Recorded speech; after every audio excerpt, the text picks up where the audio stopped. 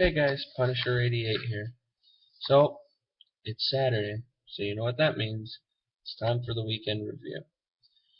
So, the book I decided to review today is from August of 1984. It is also a title that I haven't reviewed yet. So far I've done Superman. What else have I done? I've done Superman. I've done Marvel What If. You know, that kind of stuff.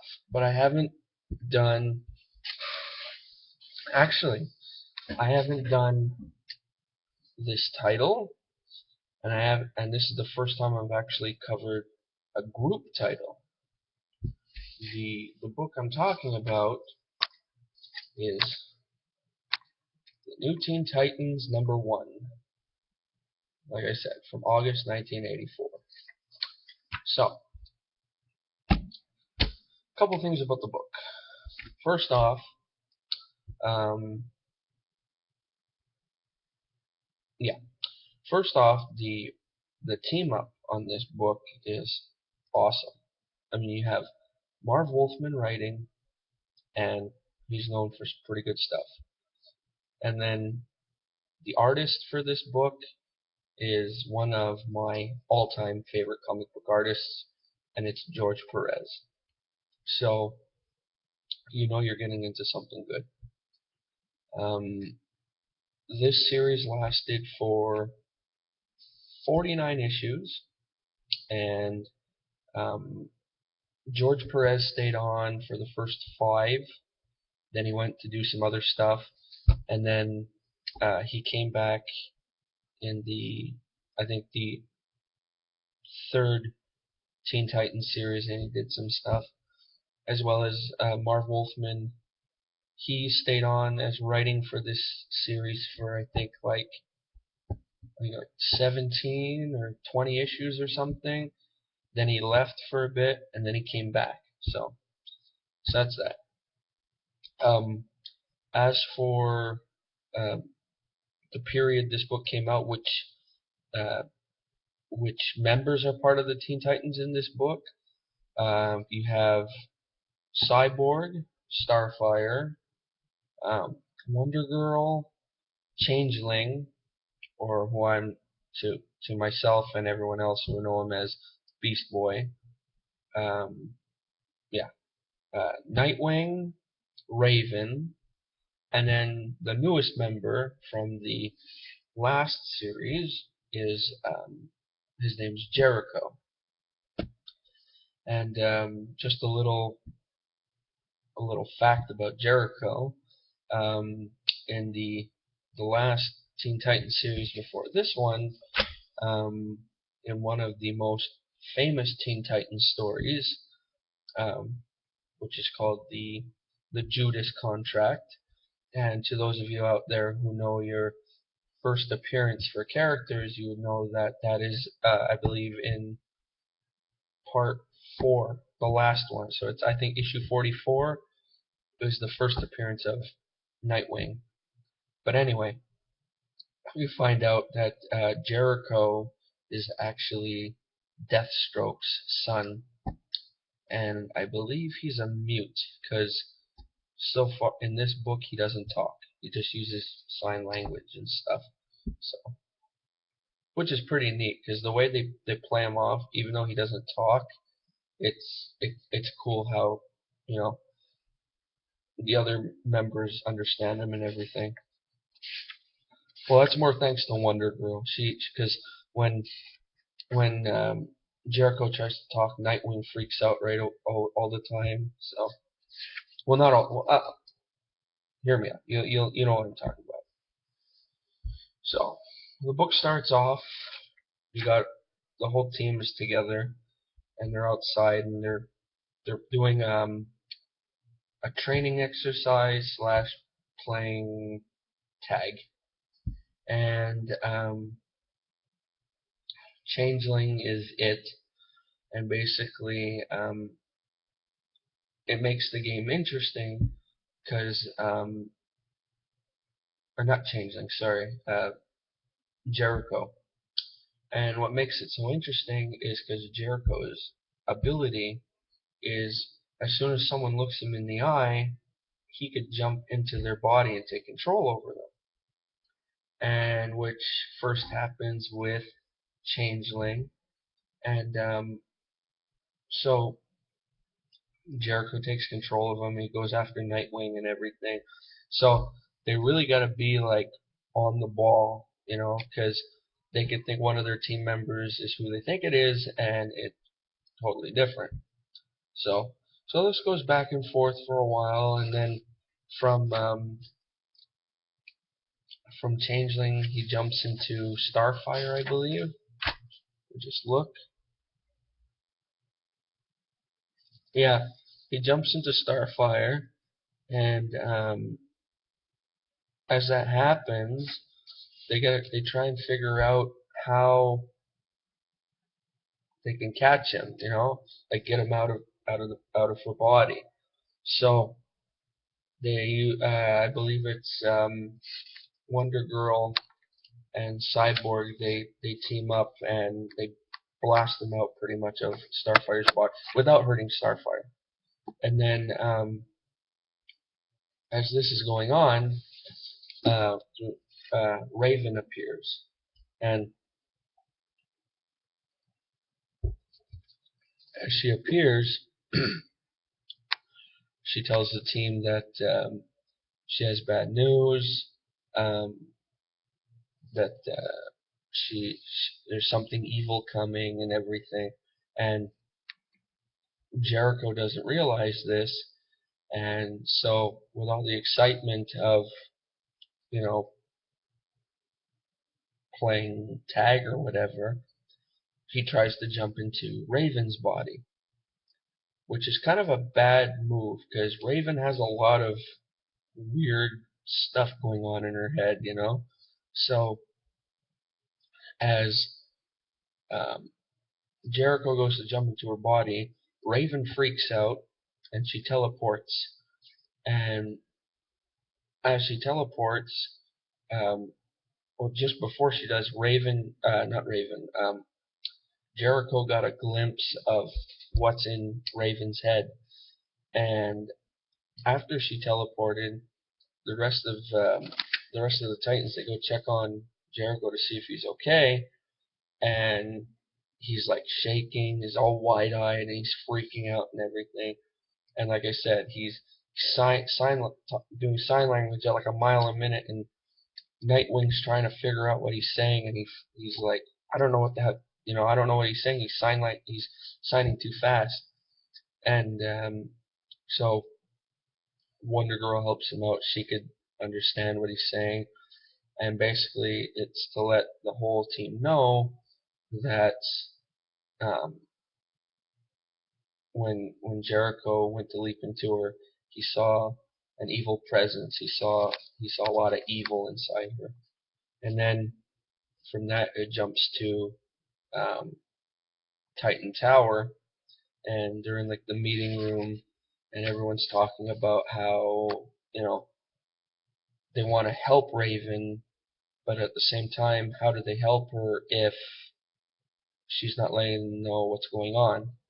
So there's that, and then as they're talking, Jericho goes to see Raven in her room, and she's basically explaining to him how her father keeps trying to summon her to rule by his side.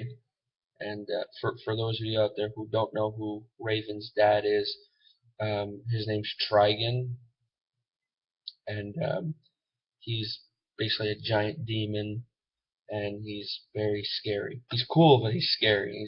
He's a bad dude. And so basically, when Jericho goes to see her, I say see her because he doesn't talk to her since he can't really talk. But Raven understands him because she's telepathic. So, and finally, after they have a talk, Raven basically tells Jericho that she has to. There's nothing she can do. and she has to face her destiny. So then she goes down to see the rest of the Titans in the meeting room, and lets them know that she's leaving. And even though they try to stop her, there's nothing they can do. So then after that, it shifts to another planet where we find out it's actually Starfire's home planet, and we learn that there was a war going on, and the war has ended, and we find out that while the war was going on, Starfire's people sent her to Earth to be safe, but now that the war's over, they send a ship to Earth so they could bring Starfire home.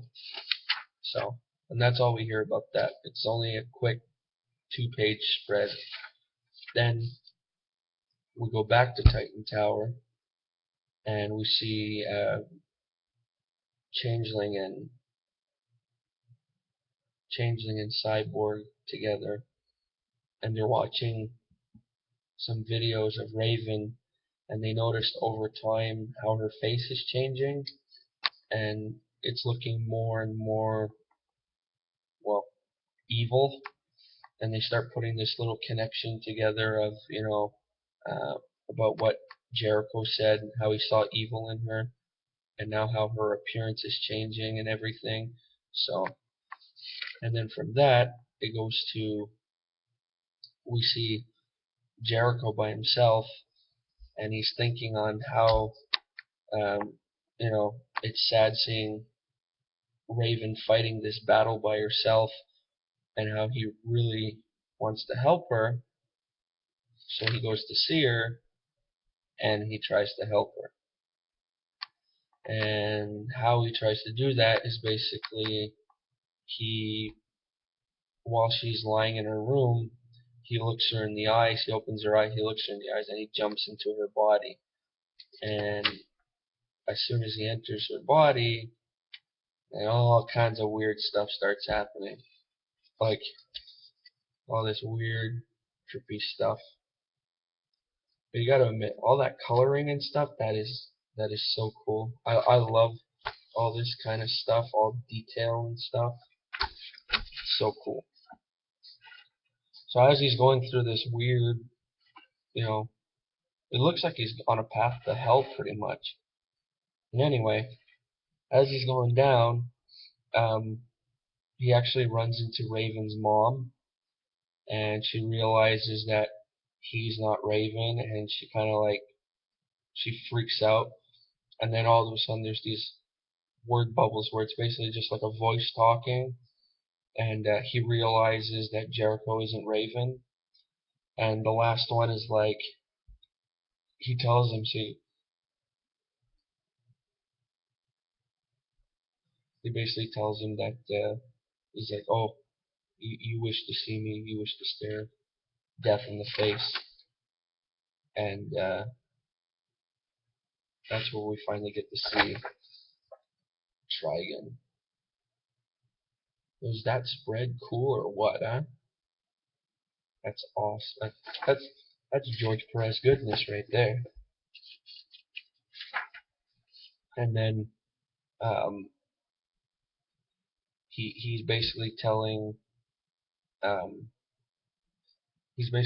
Jericho that he shouldn't be there. Raven's the only one who could go there, so he's about to kill him. And then all of a sudden, Raven actually shows up, and once she shows up there, it flashes Jericho out of her body, and as that happens, there's like a loud scream, and like all the rest of the team, they hear it, so they go to see what's going on, and we find whatchamacallit there. We find Raven's gone, and Jericho's still in the room, and he's all shaken up again, and he's signing a mile a minute, and telling them what he saw, and basically lets them know that he met Trigon and everything, and that an evil presence is coming. And then the very last panel of the book is a look at Titan Tower, and now all of a sudden there's all these really dark, menacing looking clouds and lightning, and there's just this big long laugh going through to the end of the book. And it's like, it leads you to think of what's going to happen next. So, and that's it. That's the end of the book. One other thing I wanted to let everyone know about. This is like one of those little, again, tidbit things. Now, apparently, this book, when it came out, there was some controversy in it for one panel done in this book. And it was right at the end, again, when they hear that, when the rest of the team hears that loud scream, and they all come running to see what it is. There's one panel. Now, apparently, it caused a big stir up. And the panel is this one right here. We see Starfire and Nightwing in bed together. So, apparently for 1984, that scene was like, ooh, big no-no. So, I just wanted to let you guys know about that, if you guys didn't know about it already. So that's the synopsis of the story. Did I like the story? Yeah, I found it was pretty good for. I found it was a pretty good way to kick off a first issue. You know, I mean, you have a new character, and all of a sudden, we know Raven has is a very troubled character, and then all of a sudden it's like, you know, boom, a big event's gonna happen, and like her dad's gonna, like, you know, wage all hell on everyone pretty much. I like when that happens. Sometimes it works out pretty good, because if you have the right writer and everything, they could stretch it out to make it a very interesting story. Then it could be bad, because you can have this big character right off in the first issue, and then by like the third one, it's like they kill it, you know. So, but with this team up, I just imagine it's going to be good. And I think I have issue 2, 3. I have a good run of the new Teen Titans stuff. So, and I'm always looking for more. So, do I recommend the book? It gets my thumbs up. If you guys can find it, check it out. For the ones in Montreal who are interested in checking this book out, I suggest going to Comic Hunter on Papineau, and if you guys want the address for it, just go to my other video of where I listed the different stores that I go to, and in the description box the address is there. So if you guys want to check out his store, go for it. Tell Mark Frank sent you. And yeah, I picked this, like I believe I said at the beginning of the video, I picked this up for $1.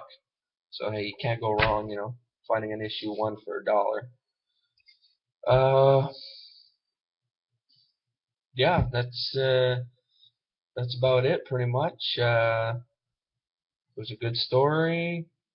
I like the way it played out and everything. So and yeah, I can't suggest it more than I already have. So with that, that brings us to almost 20 minutes now. So if you guys stuck around this long, thanks a lot. And well, I'll be seeing you guys on Thursday. So until then, like, subscribe, comment, share, you know, all that jazz, you know. And oh, just one thing before I go. I'm gonna be I might make a group for my channel on Facebook. So starting with the upcoming Thursdays and Saturday videos, I'm thinking of maybe setting up like a polling system. And what I'm going to do is I'll post two different titles.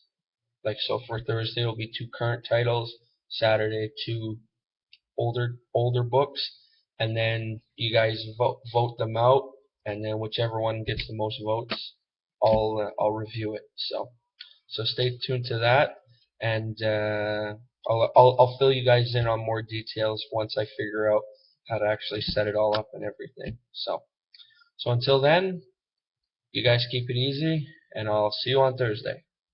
See ya.